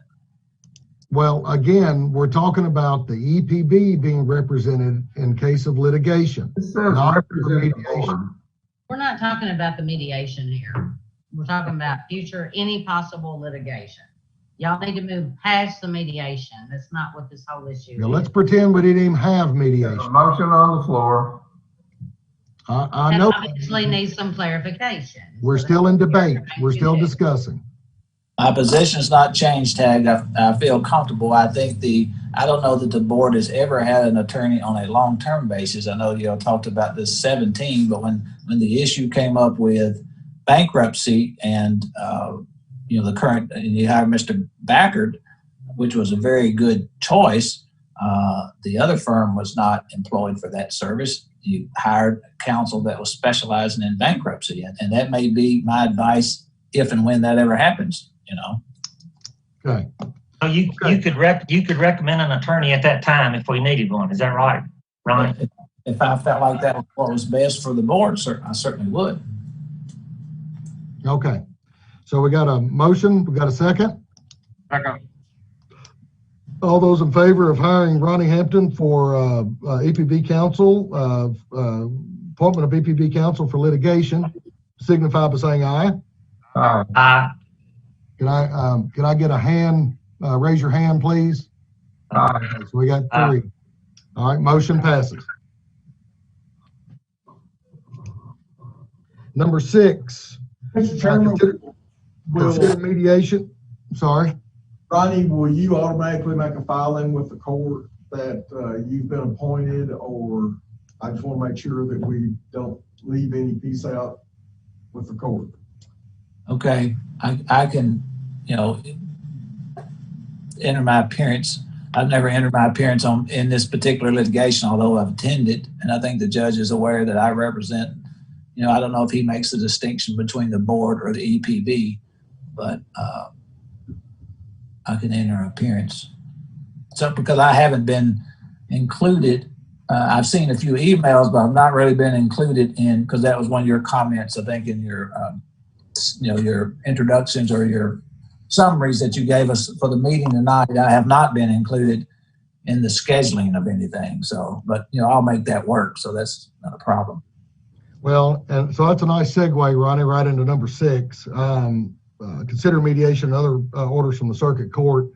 So, of course, based on circuit court's ruling dated August the 7th, 2020, we've been ordered into mediation. According to the attorneys, 3 attorneys anyway, I think everybody has agreed. And the mediator, I believe the mediator is from Somerset. Is that right, Ronnie? I don't remember. Mr. Walter, I believe is his name. They all agreed on one. I didn't participate at all in that. October 20th at 10 a.m. Mediator. I think he was picked for certain reasons based upon his knowledge and expertise. So hopefully. Right. And so I believe that's been agreed to by at least counsel for October 20th at 10 a.m. 10 a.m. and that's going to be at the EPB itself. So I think what they've discussed is there's ample room we've got the room that Marlon's in right now, where everybody could congregate and socially distance. And then if we need to split off into separate groups, I think we've also got the boardroom plus Billy's office, for the 3 parties to kind of split off into the separate groups to come back into a centralized area. I'm sorry, Billy, go ahead. It's my understanding, just from correspondence that's been forwarded to me by my attorney, is that all of the attorneys agreed on a gentleman named Rick Walter. He's from Paducah. And I think, and Ronnie, correct me if I'm wrong, but I think the board should act to agree to hire this guy.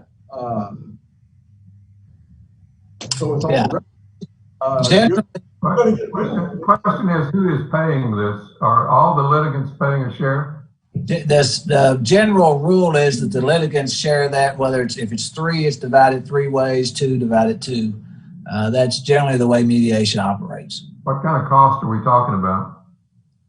Well, it depends on what packages are sent to the mediator, how much time he's not going to come into the mediation cold. I think he's going to receive packages from each position and spend some time reviewing that so that when he participates, he's got some background information. He's charging by the hour, I'm sure. And the mediation, how much it's going to cost you depends on how long the mediation is, and everybody's willing to continue to move forward. Now let's remember that the mediation was born out of the lawsuit. The lawsuit named was D.T. Froge versus the Glasgow Electric Plant Board, Tag Taylor, Libby Short, Marlon Witcher, and Glenn Pritchard. So if we were talking about how to allocate those things out, I guess you've got DT on one side, then you've got the EPB, Tag Taylor, Libby Short, Glenn Pritchard, and Marlon Witcher on the other. And then you've got Billy Ray as the third party. And then, of course, we've also got the EPB of now, which you've been hired to represent in potential litigation, which now is going to include mediation. So there's actually 4 parties to that mediation at this point. So, and I understand where you're coming from, Ronnie, that if this was a private mediation, I'm sure that's true. However, this is a public mediation that is in capacity, that has been brought up in capacity as board members, and it was brought by in our capacity as board members by another member. So I think we're a little outside the realm of normalcy here. So, you know, I would recommend at this point, since this is something that benefits the board as a whole, the board pay for the mediator. And if we do engage this mediator. I entered this to make sure that I was a member. That's all I did. And this is where it file went. an action to define me as a member, which I've already done. And I'm not sure that mediation, that I have a position in mediation. I'll have to think about that. Well, you don't know until you get everything on the table, DT. I mean, none of us do. That's the point. That's the point of mediation.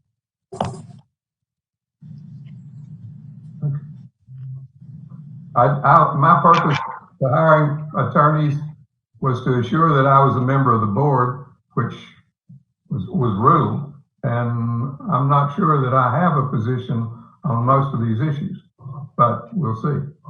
Right. Well, there's several other issues, and I think has been evidenced by your attempts during special called meetings, which now is going to fall into mediation. I think it's very clear to everybody what your position is regarding a lot of these issues. My positions are the positions that I think the board should take, which is the majority of the board. Yeah, and the remainder of the board feels like it's not something that that's the minority of the board, and it doesn't rule the board. Well, listen, the minority is supposed to rule the board. You can have that argument. You can have that argument with Judge Alexander. All I know is we have an order. We have to comply with the order, and that's what we're going to do tonight. So I don't see where the I guess the item on the agenda didn't really require a motion or anything, does it? It's just letting everybody know. Yeah, we're just going to let everybody know. And the EPB itself is going to pick up the cost of the mediation because it's the EPB itself who's ultimately going to be potentially harmed through, you know, some particular action by the majority of the board. You need to get a vote on that. So there's nothing on that agenda item. It was consider issues relative to mediation as ordered by Marion Circuit Court. Judge Alexander has ruled us to mediation, October 20th, 10 a.m. Yeah. And Billy, I think what there is to vote on that. I think I know what Billy's getting ready to say, but I believe it's the Model Procurement Act allows for professional services to be picked up under a certain sum anyway. I don't think we're going to brush up against that, so there really is no vote necessary. Go ahead, Billy. That's only a $20,000 sum. Yeah, I don't believe he's going to. I don't believe he's going to be more than 20,000. But go ahead, Billy. Well, the reason I put it on the agenda is that I had nothing to do with finding this fella. Our attorneys did. Yet, when you get in there on October the 20th, the board involved in this is going to be kind of taking their marching orders from this fella named Rick Walter. I thought maybe you'd want it in the minutes that everybody agreed to hire him. But if you don't, so be it. I personally don't have any objection, but you need to take a vote. I think all sides voting to, you know, agree with him as the mediators. Certainly your other counsel's been speaking for you, but, you know, if you want to vote, I think you need nothing wrong with that, saying, we all agree with this fellow. I think you need a vote to spend the board's money. Okay, so item on the agenda is consideration, mediation, and other orders from circuit court. I think we have now amended that item on the agenda, or actually I think we've got a motion that's germane to that item on the agenda, in which we want to ensure that everybody on the board, or at least the majority of the board, feels like it's appropriate to go ahead and agree to hire Mr. Walter. So I'll entertain a motion to retain Mr. Walter as mediator for the court order mediation on October the 20th at 10 a.m. And that the board pays for it. Yeah. Yeah. I make a motion that we retain Mr. Walter for the court order mediation on October 20th at 10 a.m. And as DT and said, that the board pays for it. That the EPB pays for it. Yeah. Okay. So I'll second. All those in favor, or we have any further discussion? Sorry. Okay, call for the question. All those in favor signify by saying aye. Aye. Aye. All opposed, like sign. Aye. Okay, so we got one. And who was that? I'm sorry, I missed it. Was that Marlon? Glenn? Okay. Yeah, I was against. Okay, got you. All right, so moving on to number 7, preliminary 2020 retail rate effectiveness review. Go ahead, Billy. Floor is yours. Mr. Chairman, I have a fairly high level and brief presentation, preliminary review of the rates, but I don't believe you all are ready to get into the mathematics involved. So if you'll give me, can I just take 5 minutes to tell you what the rate action is? And I won't go through the whole, I'll explain everything you all want to talk about, but my judgment is you're tired of talking. DT and I are never tired of talking, so we're good. Obviously. Well, let me just say this, 5 minutes worth. A couple of 3 years ago, when we agreed to the terms that were developed by this Citizens Advisory Council, one of the terms was that we would conduct an annual review of the effectiveness of our rates. And we agreed to that, and we should be doing that anyway. But for about 3 years after we put in our new rate architecture, there was so much controversy that we didn't really review the architecture other than adding new rates designed to solve some of the problems. So last year, we did our first new review of whether the rates were effective. And we produced a schedule of a direction to try to move our fixed cost collection that on the bills is called a customer charge toward 100%. And, we made a 10% or so step on residential last year. When you go up on the customer charge, you go down on the energy charge. So the overall impact on the rate is small, minimal. It'd be non-existent if it weren't for the fact that the volume of fixed cost does have pressure to go up. We've already talked about the pressure from bad debt. We got pressure from the retirement system. Those kinds of pressures can't be mitigated. So the general thing I'd like to hear from you all without going into this in any depth is, are you willing in September and October to get into the depth of each of these tariffs and the mathematics with the objective of trying to continue toward the goal over here of being 100% fixed cost collection through the fixed charge? If you all would just tell me that and tell me whether a move like this one for this year, and this is one of the residential tariffs, to go from 30% volumetric collection down to 20%, which lowers the kilowatt hour charge, and raise the fixed charge collection from 70 to 80. I've got just to keep from getting into this in any depth, these are comparisons of existing bills in 2020 for this tariff, RS. And these are, if we did the move that I'm suggesting, that the team is suggesting, up to 80%, these would be the bill impacts.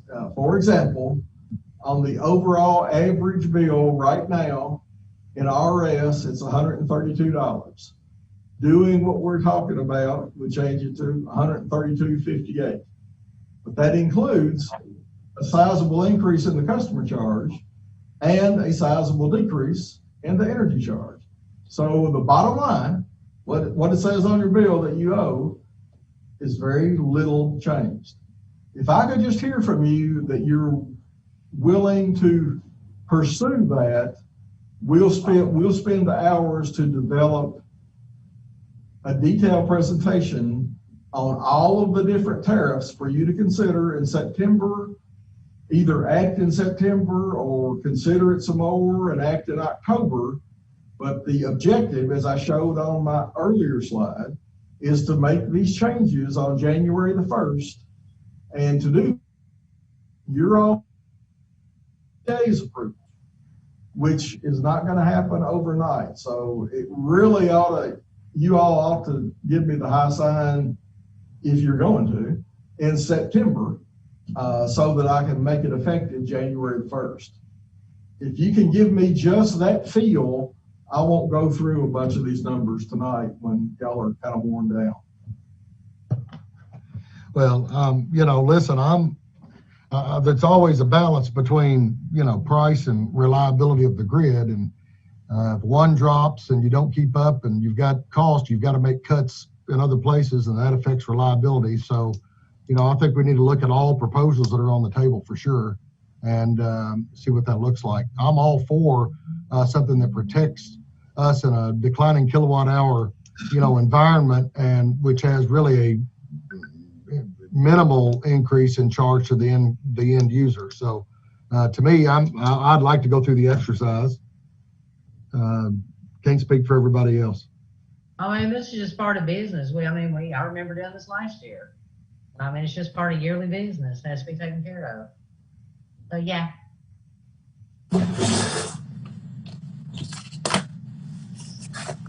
Anybody else? My view is that increasing the fixed charge affects the ones at the bottom end most. They pay a higher rate for electricity than those above average. And as we increase the fixed cost, they pay more per kilowatt hour than those above average. And I really oppose fixed costs. I prefer the volumetric, and I realize there's a volumetric problem of declining, but when it's all said and done, it's a zero sum. Somebody has to pay it. And the way these set up, the people on the low end that use less power than anybody else pay more per kilowatt hour than those at the top. And I really dislike this. Hey, and that's a valid point, DT. One thing I think we need to maybe look at, Billy, is how do we is it possible under the current rate structure and TVA's being our oversight authority, are they going to allow maybe shifting a portion of that fixed charge to the higher kilowatt hour user, so that we can maybe relieve some of the burden from the lower kilowatt hour user when it comes to that fixed charge and the cost of service to that customer? Is there a potential there? Am I throwing a monkey wrench in the entire thing? Let me just offer, if people are of a mind to listen openly, this correlation that exists in many people's minds that low income people use fewer kilowatt hours is not proven in any shape, form, or fashion. The predominant low income housing is in this group over here where they have high usage. Why? Because the building envelope in that kind of housing is inefficient. They offset the inefficiency with additional energy purchases. And so the best way to help that group is to get away from the volumetric solution, because the volumetric solution means that we're going to add a socialized cost to each kilowatt hour, such that people that use more than the average amount of kilowatt hours overpay for their fixed costs, allowing the low volume user, which often consists of people like me or others whose kids have grown up and left home, and now we operate a home where we might run one load of clothes a month and don't do a lot of cooking there. That is your significant portion of the low energy users are people that are in fact not at the poverty level. And that one belief causes a lot of this consternation, but that belief is not true. In fact, look here, this is stuff, if you want to get into the details, the kind of things that I have to show you, you know, classic rate design is done by all of our peers, and we used to do it too, by only designing around the average bill. But my team has been able to put together the data to show that the average bill, which in Glasgow is around 1,000 kilowatt hours, we only have 400 customers. 400 customers on the RS tariff that are average. Everybody else is below or above. So, you know, I'm suggesting that we discuss bill impacts on the low average and the high average and the average, but get away from this industry habit of designing rates around the average usage, because there are very few average users. So, I mean, that's the kind of granularity that I'd like to get into with you guys, but it's going to have to be at a meeting where we haven't expended so much energy, you know, in other ways. Okay.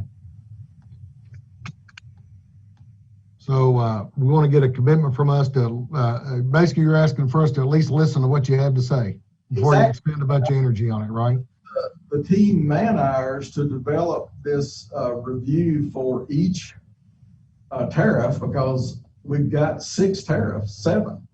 And there's a lot of man hours involved. And if y'all are going to be against it from the get-go, please don't have us go down that rabbit hole and do all that work. Because it's just, you know. Billy, I'm going to be against anything that increases the customer charge or customer fee. Our customer fees are ridiculous, monthly fee. I mean, it's $56 and something here at the shop every month for a customer fee. So if it has anything to do with raising the customer fee, I'm going to be against it. Okay. Well, have you noticed that your kilowatt hours are the cheapest in the United States? So does it matter what the customer charge is, as long as the bottom line, the total bill, isn't that what you write a check for? Hey, that's what I write a check for, but I mean, my electric bills have constantly gone up. So I couldn't, you know. Well, it hadn't been because of the rates. The only way they can go up is because of your usage. This board is only acts once a year on this, and they don't go up other than the TVA fuel cost adjustment, which is, for the most part, in the last several months, has gone down. So I guess I was saying over a period of the years, it just continues, seems to go up every year. So what does? Yeah. So does insurance and groceries. Everything goes up. Right.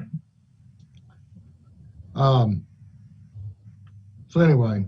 Well, that's good information, though. I mean, because the direction that the board chose in 2015 was to march slowly and steadily toward 100% fixed cost collection through a fixed charge. And if that's over, if there's a majority that says I'm never gonna vote for cost-based rates, we want to go back to something more socialized, then I need to know that so that we won't pursue cost-based rates. So when you say more socialized, you mean that some customers are supplementing the other customer's bill? Exactly. You're taking, a cost-based rate is what our variable rate is, where that the components the costs are made up of the wholesale energy costs from TVA, the wholesale demand costs from TVA, and the exact fixed cost that is attributable to each customer. That's a cost-based rate. When you decide, we don't want to measure the demand charge, we just want to take the total $500,000 charge from TVA and divide that up among everybody, that's a socialized rate. It's disconnected from real cost. It is trying to help society by making sure that everybody pays the same thing, whether they have costs, they create costs that are, $55 a month, or they create costs that are $5 a month. Right. The problem is this board is so split, it's inoperative, and I don't think you're going to get a good answer. I hate to say this, Billy, but I believe the only way that we're going to be able to get all this out is for you to look at and do the work. Unfortunately, do the work and look at each of these rate structures individually. And then we need to compare that to what if we changed back to the old rate structure and what kind of impact that's going to be. I believe that's the only way. Glenn is new to this board. He's already seemed to have made his decision how he feels about these things without even looking at the data.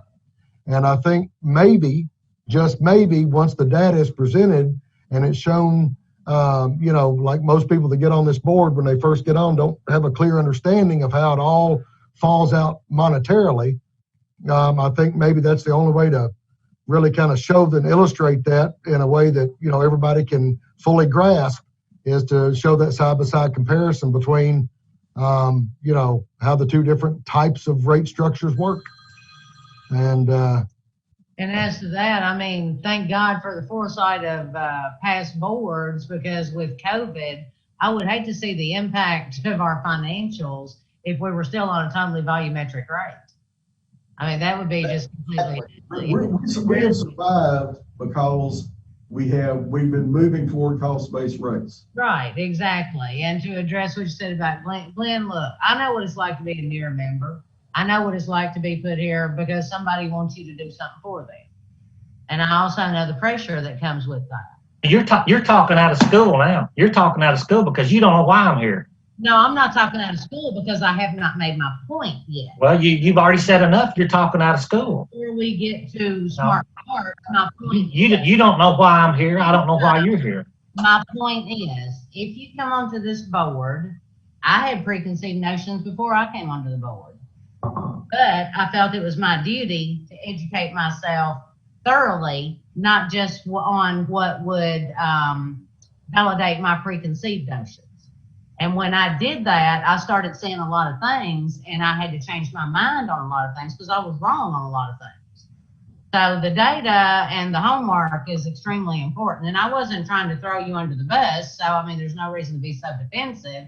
I'm just making a simple statement that, if you're gonna say something, say something accurate.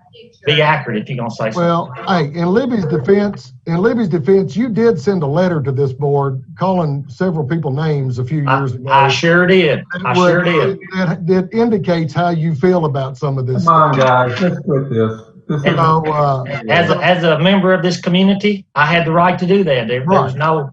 So the only point that's being made is that that's all we have when it comes to how you feel about the rate structure, and what you've just said. So the point is, look. Well, I was talking about the customer charge, not really the rate structure at this particular time. Well, the customer charge and the rate structure are intertwined with one another, and that's all Billy's trying to figure out is if we have to lower the current rate and we have to raise the customer charge to where the effect is effectively a zero net effect, then would we be willing to look at that before they do all the work? Is that something we would consider? And when asked about that, you had responded that you would not look at anything or consider anything that had an increase in the fixed charge.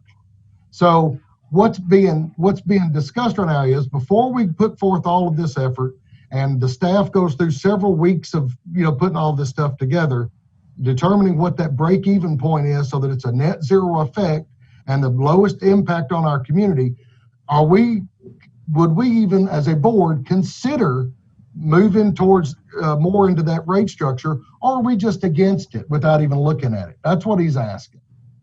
And so I think you've made your position clear, unless you might want to change it. I don't know. But you made your position clear, and I guess what we got to figure out from the rest of the board is how do they feel about it?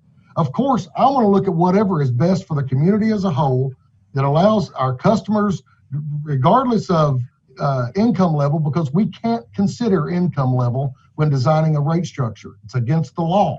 The only thing we consider is kilowatt hour usage. Unfortunately, the ones that, like Billy said a minute ago, that have the highest kilowatt hour usage are normally the lowest income customers, which is a shame. So this addresses that directly to the lower income user, because it actually helps them by lowering their amount of the cost of consumption, because they're not using the kilowatt hour charge is actually lower. But before we get into all of this, are we going to be open-minded enough to at least look at it? And nobody's saying there doesn't need to be tweaks made. We need to look at it, but we need to know first before all this is done. Or is everybody going to take the same approach that you are, Glenn, and say, you know what, I'm not going to look at anything that has an increase in the customer charge? Are you willing to look at that if the zero net effect is beneficial to the community as a whole? Lecturing a member isn't doing you any good here. I wish this would just cease. The problem is the board is very split, and Billy Ray cannot get a good answer out of this board under the existing circumstance. And until he gets a majority of the board that's in agreement, then he can get an answer. He's not going to get an answer out of this board tonight, nor in a month.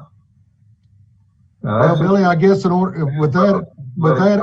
light of that, I guess you need to go ahead and just prepare whatever you've got to prepare, because we're under a time crunch for TVA and approval by January 1 anyway. Yes, so and that's the problem. That is the problem. The board is dysfunctional. And I've said it all along. It hadn't been that way for years. I wonder what's changed.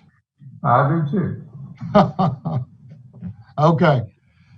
So Billy, you got your answer. You got the no answer.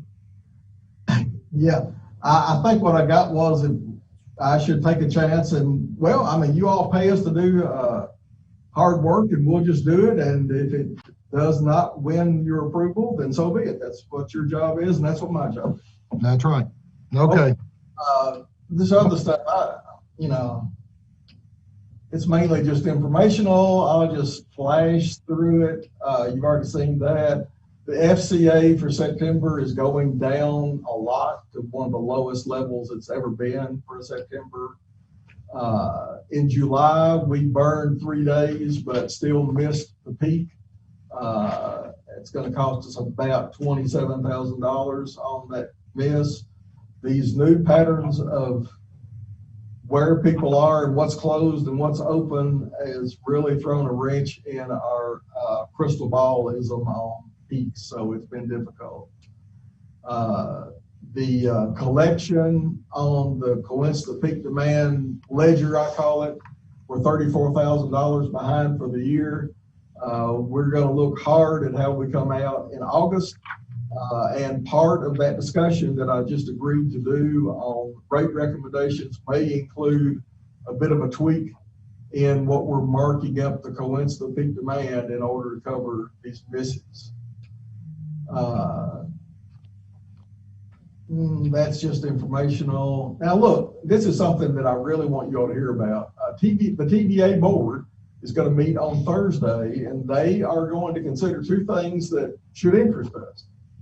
Number one, they are going to consider another $2 million to this community care fund. That's what they did in April, which allocated $10,000 to Glasgow if we matched that $10,000. So it made a $20,000 impact on community relief is how you all decided to use that.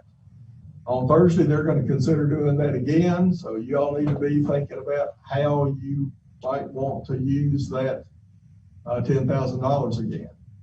Also, in the rate work that I'm going to show you, this will impact that. TVA announced in a all distributor meeting via Zoom 3 or 4 days ago that the agenda will include a new 2.5% credit on the wholesale power bills for 2021 as pandemic relief. So the rate stuff that I showed you will include that 2.5% reduction as As our recommendation, again, you all completely in charge of what you want to do with it, but our recommendation will be to flow that 2.5% through directly to the customer, so it would further reduce their kilowatt hour charge and the coincident with peak demand charge. So watch out for that. That board meeting is Thursday. I'm sure there'll be press on what that board decided.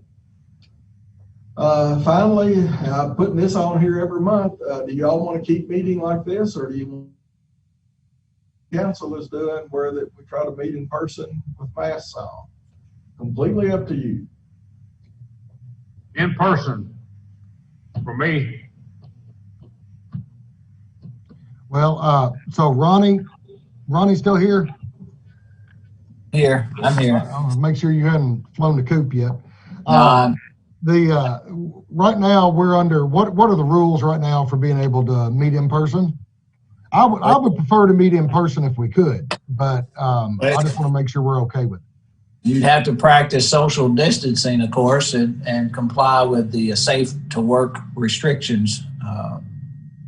So, and the question is going to be, is the boardroom, as the room that's used now, is it big enough to social distance, making sure that there are, because there's several people there besides the board members. So that's going to have to be worked out if you do attend in person.